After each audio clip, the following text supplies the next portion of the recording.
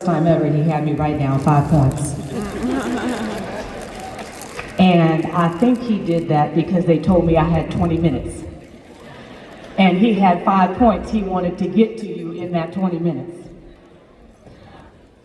I love when they do the introductions and they give all the accolades and the summa cum laude and the Harvard and the this and the that and the this and that, because then I get to stand up here and give you the story before that story.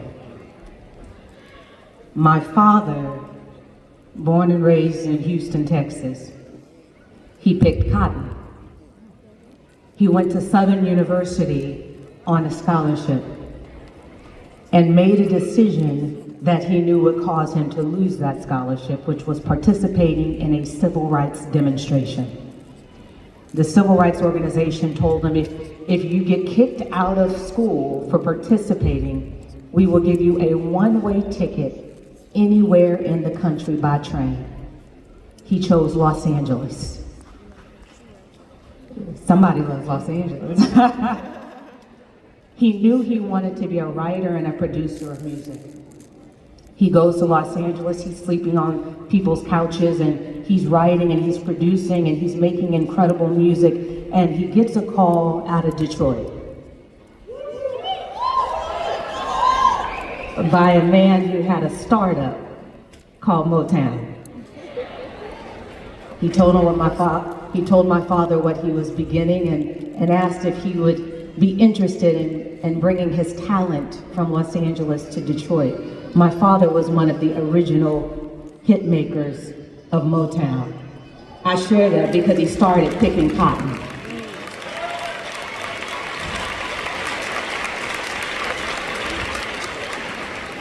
You are all going to go into the world. You are going to leave out of the safety confines of this university, and you are going to be bombarded by people telling you what you cannot do, what you cannot accomplish, what is impossible to do in this environment, with this administration, in this country, in this moment of time. And I want you to remember my father picked cotton in Houston, Texas. You are going to go out into the world and they are going to tell you that you are the minority. You are disadvantaged because you are the minority. And I need you to understand point number 1 that the Lord gave me this morning. People of color and women are 70% of this country and 92% of the world. You are not the minority, you are the majority. Walk into every space with the confidence that you do not belong to the group that is the minor. You belong to the group that is the major, and you serve a Father and a God that is King. That brings me to point number 2. You come from, my father would say, you come from good stock. Anybody in the South knows what that means. But let me give you my version of that. You come from the strongest of the strong. Let me break that down for you. 12 million Africans, at least, left the shores of that continent by force. At least 2 million died in the Middle Passages. At least 12 million left.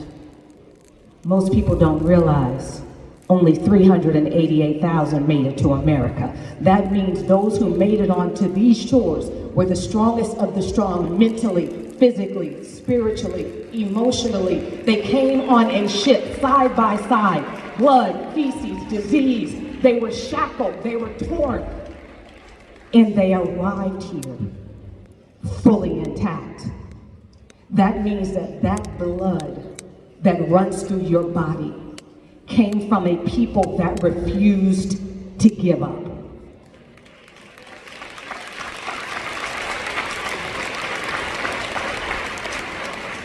So if you know you're a part of the majority, and you know you come from the strongest of the strong, mentally, physically, spiritually, and emotionally, does that leave us? That leaves us with point number 3.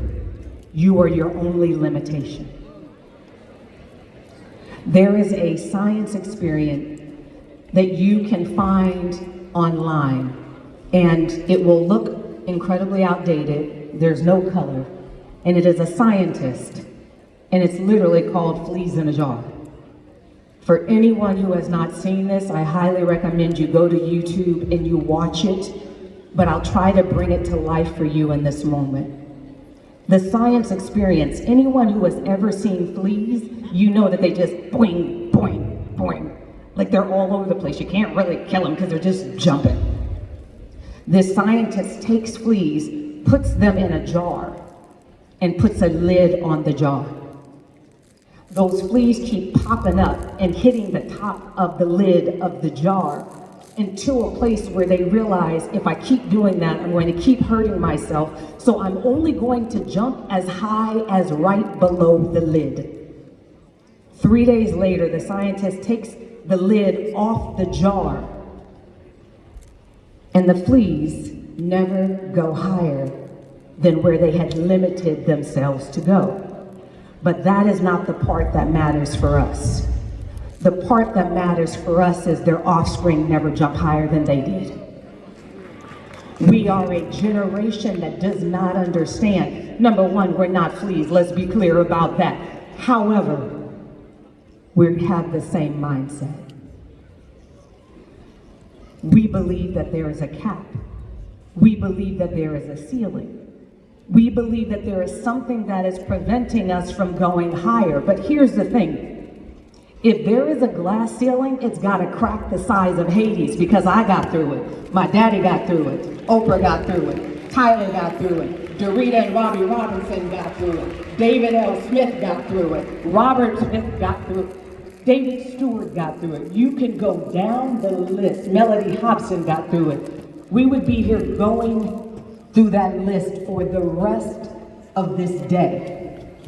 So what is the difference between them and you? You can't say it's education, and I'll tell you why. Because you're looking at a person who left home at 15, dropped out of high school at 16, lived in 3 homeless shelters by the time she was 18. Your end story has nothing to do with your beginning story, and this country cannot contain what God means to excel. That brings me to the 4th point. Y'all, the Lord is going to do this in 20 minutes, and I'm as amazed as you are. You belong wherever God places you. Every room that you will walk into, I sit in circles of billionaires on a very regular basis. When I leave here, when you see me leave off this platform early, it's because somebody's sending a plane for me to bring me to their party.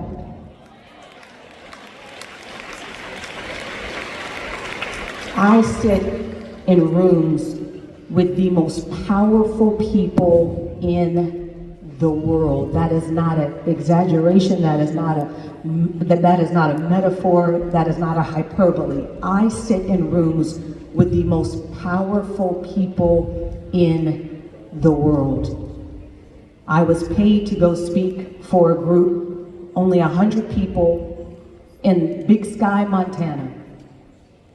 That 100 people represented $160 billion. Do you want to know what their question was for me? How do we find our purpose? Do not assume that the people that you are walking into the room know more, can do more, can be more. You walk into the room believing and knowing that you walk through that room because God opened that door for you. And if God opened that door for you, the room that you walk through is exactly where you're supposed to be.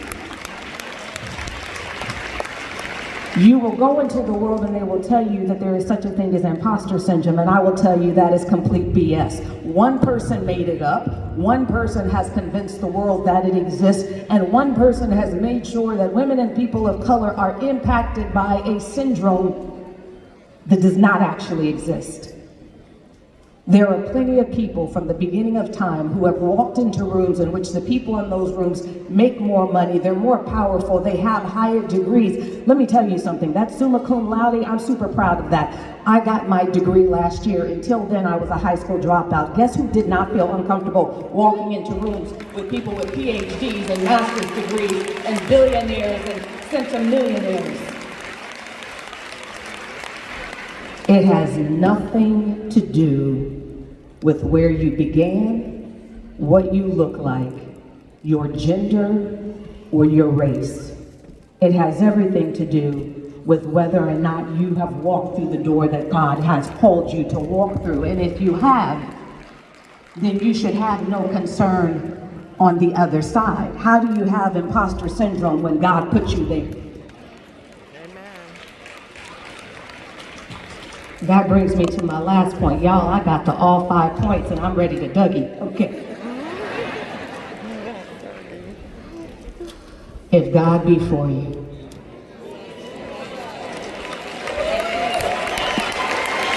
if God be for you,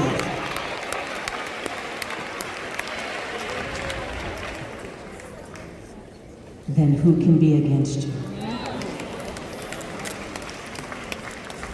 You are going to leave out of these doors in one of the most divided times in our country's history in recent generations.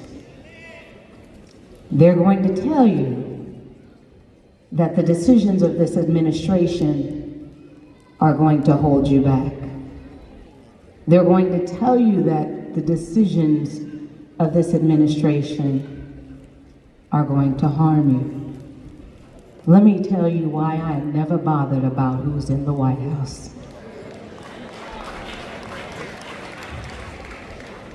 We got to understand, they may have been voted in, but nobody gets anywhere without God deciding that is a part of the plan. The story of Moses, the story of Pharaoh, people miss a really important part with that. Every time the Pharaoh said, I will let your people go, after Moses said, let my people go, they would begin to go, and Pharaoh would have a change of heart and send his people to go get them. We miss a very important sentence. And God hardened his heart. I need y'all to hear this. What we're watching, y'all, is Pharaoh. Make no mistake about it. I need y'all to pay attention to what's going on. Do not be discouraged by it at all. Ask the Lord, what is your purpose in this moment? Because he couldn't get into that office if you didn't allow him. So what is the purpose? What are you trying to prove? What is my part in this process? Because let's be clear, there's a whole lot of people over the next 4 years that are going to get rich. There's a whole lot of people that are going to become successful and powerful over the next 4 years. I will be one of them, to be clear.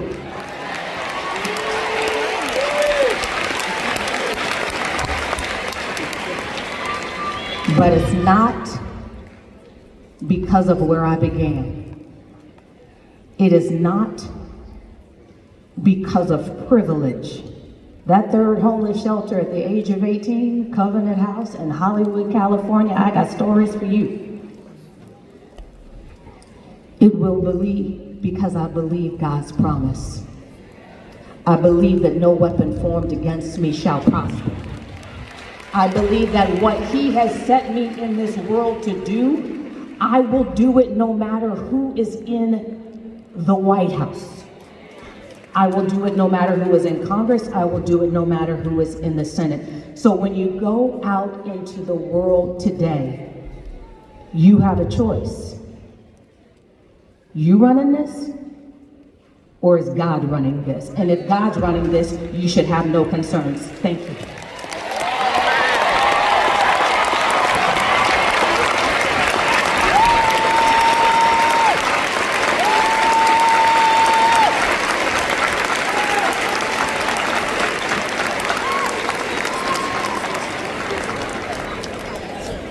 I am not sure how many preachers we have here today, but you can save your sermon that you prepared for tomorrow.